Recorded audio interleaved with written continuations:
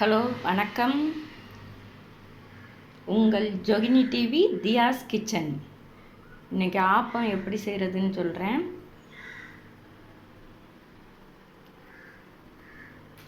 இந்த ஆப்ப மாவுக்கு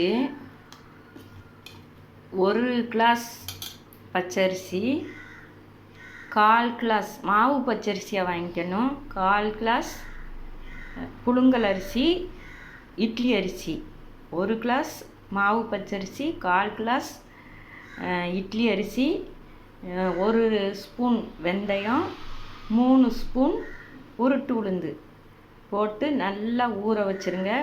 ஒரு 3 மணி நேரம் கழித்து நல்லா ஊறிடும். ஊறி வந்ததும் மிக்சியில் போட்டு நல்லா அடித்து எடுத்துக்கலாம். இந்த மாவு பதத்தில் கொஞ்சம் கட்டியாகவே அடித்து எடுத்துக்கோங்க.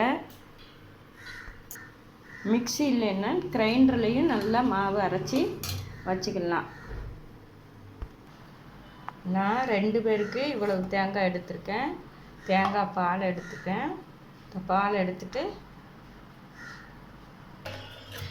இப்போ இந்த மாவு கூட கொஞ்சம் உப்பு, ஒரு அரை சிட்டிகைங்கன்னா ஒரு சின்ன ஸ்பூனுக்கு ஒரு அரை ஸ்பூன் சோடா உப்பு, அதுக்கப்புறம் கொஞ்சம் தேங்காய் பால் எல்லாம் ஊற்றி ஆட் பண்ணி நல்லா கலக்கி வச்சுக்கணும். தேங்காய் பால் எடுக்கும்போது உங்கள் டேஸ்ட்டுக்கு ஏற்றாப்புல கொஞ்சம் நல்லா திக்காக எடுத்துக்கோங்க.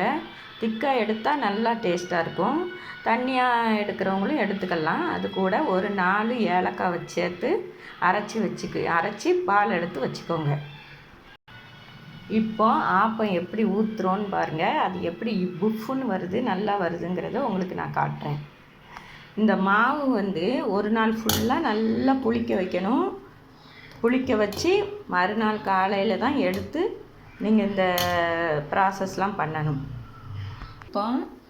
இப்போ இந்த ஆப்பச்சட்டி அடுப்பில் வச்சாச்சு. நல்லா கொஞ்சம் ஹீட் ஏறட்டும். நான் நான்ஸ்டிக்கு ஆப்பச்சட்டி வச்சுருக்கேன். நீங்கள் இரும்பு சட்டி, ஈயச்சட்டி எது உங்களுக்கு நல்ல ஆப்பம் வருமோ அந்த சட்டியை பயன்படுத்திக்கோங்க. இப்போ கல் சூடேறின உடனே ஆப்ப மாவை ஊற்றலாம். சட்டி நல்லா சூடேறிட்டு இப்போ நம்ம இந்த மாவை இதில் ஊற்றிக்கிறோம். ஊற்றிட்டு இந்த கைப்பிடியை பிடிச்சிக்கிட்டு நல்லா இப்படியே சுற்றணும். சுற்றும்போது இப்படி வரும் ஷேப்பாக. அதுக்கப்புறம் ஒரு மூடி வச்சிடலாம். பால் எடுக்கிறதுக்கு உங்களுக்கு தேவையான அளவுக்கு சீனி போட்டுக்கோங்க. இனிப்பு நிறையா வேணுங்கிறவங்க நிறையா போட்டுக்கோங்க, கொஞ்சமாக வேணுங்கிறவங்க கொஞ்சமாக போட்டுக்கோங்க. சுகர் இருக்கிறவங்க சுகர் ஃப்ரீ யூஸ் பண்ணிக்கலாம். எங்கள் வீட்டுக்காரருக்கு சுகர் இருக்கிறதுனால நான் சுகர் ஃப்ரீ யூஸ் பண்ணிக்கிடுவேன். தேங்காய் பால் எடுக்கும்போது சீனி உடனே கரையாது. அதனால மிக்சியில் போட்டு ஒரு 2 சுற்று சீனியை சுற்றி நீங்கள் ஆட் பண்ணிங்கன்னா ரொம்ப ஈஸியாக இருக்கும். இப்போ நம்ம ஆப்பம் வெந்துட்டான்னு பார்ப்போம். ஆப்பம் ரெடி ஆகிட்டு சுற்றி அப்படியே கருகி நடுவில் மட்டும் பாருங்கள் அப்படியே ஷேப்பாக இருக்குது. இப்போ ஆப்பம் எப்படி அழகாக சார்பாக வந்திருக்குன்னு பாருங்கள். இந்நாள் இனிமையாக அமையட்டும். உண்டி கொடுத்தோர் உயிர் கொடுத்தோரே நன்றி.